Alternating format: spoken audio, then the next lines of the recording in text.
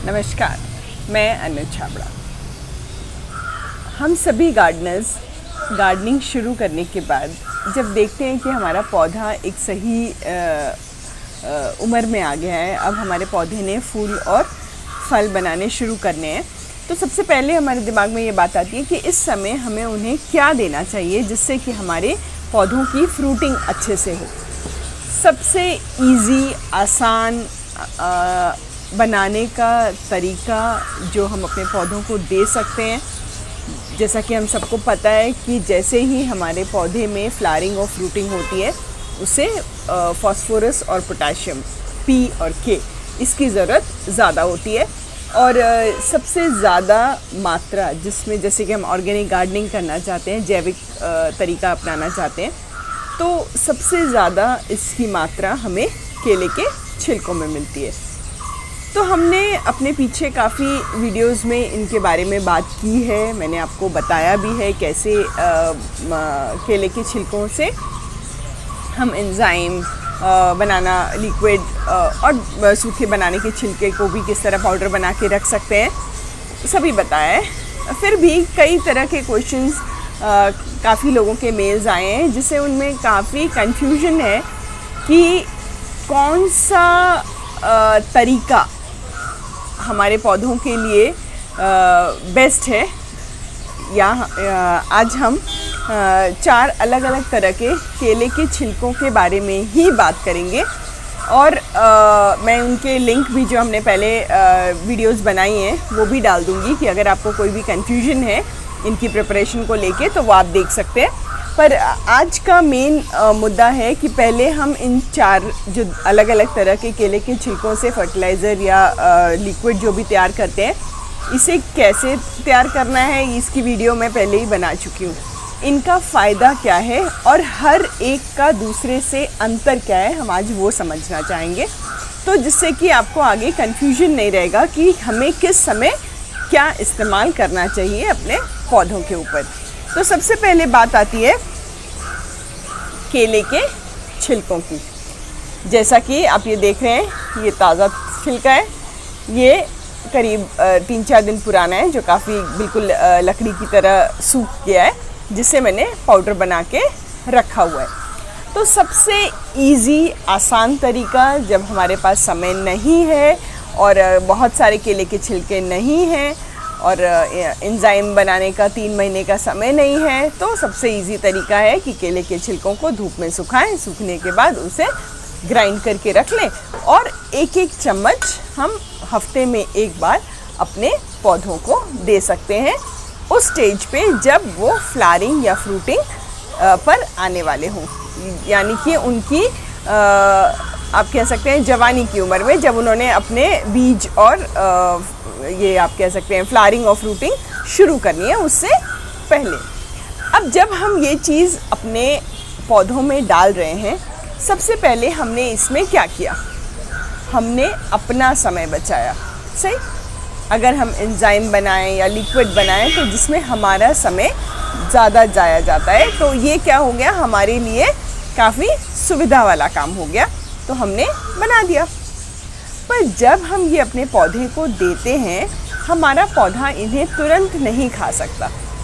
इसे डिकम्पोज होने में या उस पोजीशन में पहुंचने में जिससे कि हमारा पौधा इसे ले सके, ग्रहण कर सके, उसे आप कह सकते हैं 15 से 20 दिन लग जाते हैं, भले ही हम इसे पाउडर्ड फॉर्म में दे रहे हैं। तो ये हमने अपनी सहूलियत के लिए बनाया है और हफ्ते में एक बार अगर हम इसे डालते भी हैं, तो जब तक ये हमारे पौधों को प्राप्त होता है उस पूरे प्रोसेस को 15 से 20 दिन लग जाते हैं। और हमने हफ्ते में 1 दिन डाला, तो आप सोच सकते हैं 20 से 25 दिन इसी प्रक्रिया में लग गए इस चीज़ को पौधे तक पहुंचने के लिए। ठीक है, ये बात क्लियर हो गई। अब हम दूसरे पे आते हैं कि अगर हमारे पास समय है, ज़्यादा नहीं, थोड़ा समय है, तो क्या कर सकते हैं। तो हम केले के छिलकों को सिर्फ पानी में, इसमें और कुछ नहीं डाला गया है, केले के छिलकों को 2 या 3 छिलके जितने भी हों उन्हें पानी में डालें। पानी में डाल के कम से कम 24 घंटे के लिए रख दें। 24 घंटे बाद हम देखेंगे कि पानी का रंग कुछ इस तरह से हो गया है। अब जितना पानी हमने लिया है, ये करीब आधा लीटर पानी है, तो इसमें मैंने 2 केले के छिलके डाले हैं। तो अब जितना पानी हमने अगले दिन निकालना है इसमें से, उसमें बराबर मात्रा में पानी, सादा पानी हमने मिक्स करना है, मतलब 1:1 रेशियो में। अगर एक भाग ये लिया, मतलब सोच सकते हैं कि 2 बोतलें बन गई, कि एक बोतल आधा लीटर ये और आधा लीटर एक और, तो 1 लीटर हमारे पास लिक्विड रेडी हो गया, जिसे हम अपने पौधों में दे सकते हैं। किस तरह के पौधों में देना है, कब देना है, ये भी मैं बात करूँगी। पहले हम इन चारों की गुणवत्ता समझ लेते हैं, ठीक है। तो इसमें हमने क्या किया, इसे पानी में डाला 24 घंटे के लिए और कुछ नहीं डाला। इससे ज़्यादा हम इसे पानी में अगर रखेंगे 2 दिन, 3 दिन या 4 दिन, तो इसमें फंगस आने के चांसेस बढ़ जाएंगे, जिससे कि हमारी जो फंगस इसमें आई है वो हमारे मिट्टी में आ सकती है और हमारी मिट्टी को ख़राब कर सकती है, और पत्तों में भी फंगस हो सकता है। तो कोशिश करें, अगर आपने सिर्फ 1 दिन रखना है तो उसे दूसरे दिन इस्तेमाल कर लें, और उसके बाद जो छिलके मिले उन्हें आप कंपोस्टिंग बिन में डाल सकते हैं। तीसरी इसे अब अगर इसे हम पौधों में डालते हैं, तो ये जैसा कि आपने देखा कि ये पानी में हमने रात भर रखा है, कम से कम 24 घंटे के लिए रखा है, तो काफ़ी हद तक केले के छिलके में जो पोटेशियम, फास्फोरस, कैल्शियम था, पूरी तरह से नहीं, क्योंकि सिर्फ 24 घंटे हमने रखा है, तो हाँ, काफ़ी हद तक वो पानी में घुल गया है। और वह जब हम अपने पौधों को देते हैं तो उन्हें इसके मुकाबले, इसे कितने दिन लग रहे थे, कम से कम 15 से 20 दिन, जबकि जब हम ये पौधों को देंगे तो 3 से 4 दिन में उन्हें वह न्यूट्रिएंट्स जो भी हम देना चाहते हैं वो उपलब्ध हो जाएंगे, लेकिन उतनी मात्रा में नहीं उपलब्ध होंगे, क्योंकि हमने सिर्फ इन्हें 24 घंटे के लिए पानी में भिगोया था, ठीक है। अब यही तरीका एक और है, जिसे हम कम से कम 3 या 4 दिन के लिए केले के छिलकों को पानी में रखते हैं, जिसमें हल्का सा गुड़ का टुकड़ा डाल देते हैं। इन सब की मैंने वीडियोस बनाई हुई हैं, मैं शेयर कर दूंगी। तो गुड़ का टुकड़ा डाल देते हैं। उसके बाद आप जब 4 या 5 दिन बाद जब देखते हैं तो ये सारे छिलके जो भी हैं वो काफ़ी मुलायम हो गए होते हैं, और उनका जो भी उनमें तत्व होता है वो सारा पानी में अच्छे से घुल जाता है, जिसका ये मतलब है कि हमारे पास जो लिक्विड अब तैयार हुआ है उसमें काफ़ी हद तक पोटेशियम, फास्फोरस, कैल्शियम और दूसरे माइक्रो न्यूट्रिएंट्स हैं। और इसमें हमने जो गुड़ डाला है, जिसकी वजह से माइक्रोबियल एक्टिविटी इतनी अच्छी हो गई है और फर्मेंटेशन इतना अच्छा हुआ है कि यह हमारे पौधों को और ज़्यादा फ़ायदा पहुंचा सकता है। तो हमें अगर ये अपने पौधों को देना है, तो हम जब भी इसे देंगे तो हम इसे कोशिश करेंगे कि 1:2 का रेशियो लेके चलें, कि 1 भाग इसका और 2 भाग पानी, जिससे कि अच्छी तरह से ये डाइल्यूटेड हो जाए, क्योंकि ये हफ्ते भर से केले के छिलके इसमें हैं, जिससे इसकी कॉन्सेंट्रेशन काफ़ी अच्छी हो गई है। पर इसमें सबसे बड़ी परेशानी ये है कि हमें इसे 3 से 4 दिन से ज़्यादा या अधिक से अधिक हम 1 हफ्ते तक रख सकते हैं। इसके आगे अगर हमने इसे रखा तो इसमें भी फंगस आने के चांसेस हैं, जो कि हमारे पौधों में ट्रांसफ़र होने की काफ़ी गुंजाइश रखते हैं। पौधों को काफ़ी फ़ायदा होता है, क्योंकि जब इसमें फर्मेंटेशन हो गई तो हमारे पौधे काफ़ी हद तक फास्फोरस, पोटेशियम और दूसरी जो माइक्रो न्यूट्रिएंट्स है वो इस लिक्विड से काफ़ी हद तक ले सकते हैं और हमारी मिट्टी को काफ़ी अच्छा बनाते हैं। बट प्रॉब्लम हमारे लिए ये है कि हम इतनी मेहनत करके इसे स्टोर नहीं कर सकते हैं। आपने जैसे ही 3 हफ्ते के अंदर इसे छाना, इसे पूरा इस्तेमाल करना है, हम इसे संभाल के नहीं रख सकते, ठीक है।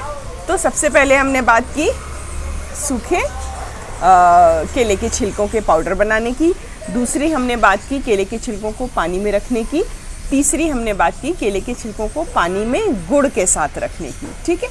तो जैसे जैसे आप कह सकते हैं इनका समय बढ़ता जाता है पानी में, और इनमें हमने जैसे गुड़ डाल दिया तो उसकी पावर और बढ़ती जाती है, ठीक है।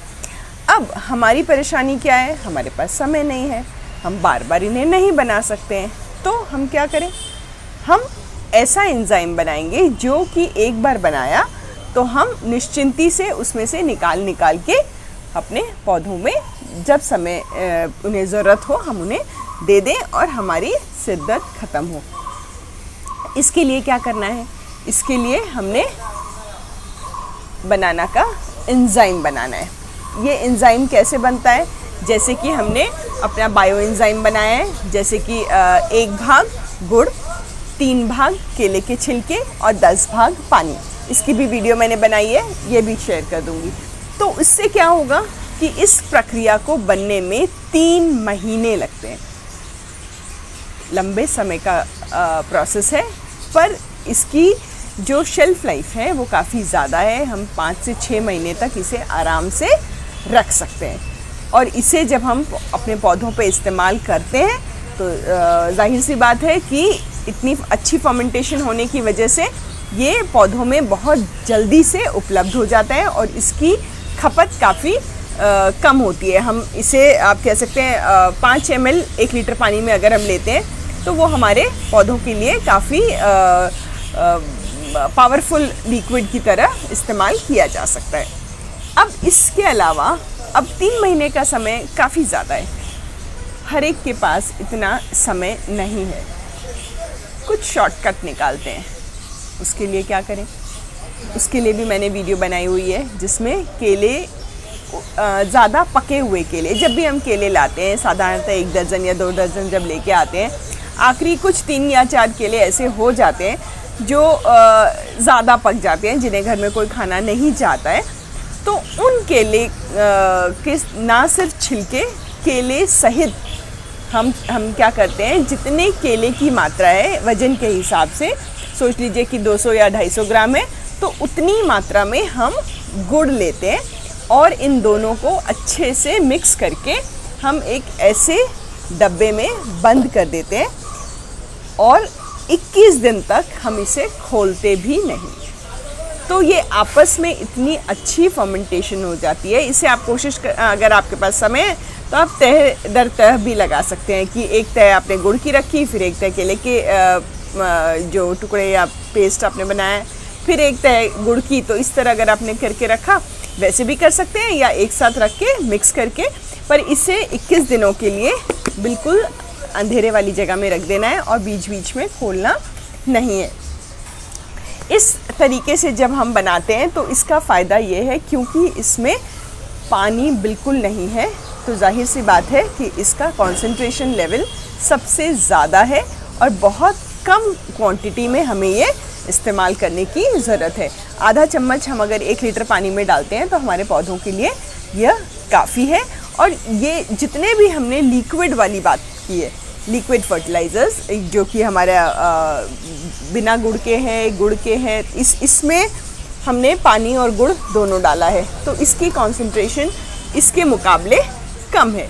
तो जो जैसा होगा उसकी गुणवत्ता उतनी ही ज़्यादा होगी। तो अब हम बात करते हैं कि इन्हें कब इस्तेमाल करना है और कैसे इस्तेमाल करना है। कैसे इस्तेमाल करना है वो मैंने बता दिया है। इनकी प्रोपोर्शन के हिसाब से आप को जितना जिसमें पानी है उतनी उसकी गुणवत्ता कम है। इसके अलावा जब भी हमारा पौधा फ्लावरिंग और फ्रूटिंग स्टेज में आता है तो उसे फास्फोरस और पोटेशियम की काफ़ी ज़रूरत होती है। उस समय हम इसे फोलियर स्प्रे की तरह भी दे सकते हैं, मिट्टी में भी दे सकते हैं।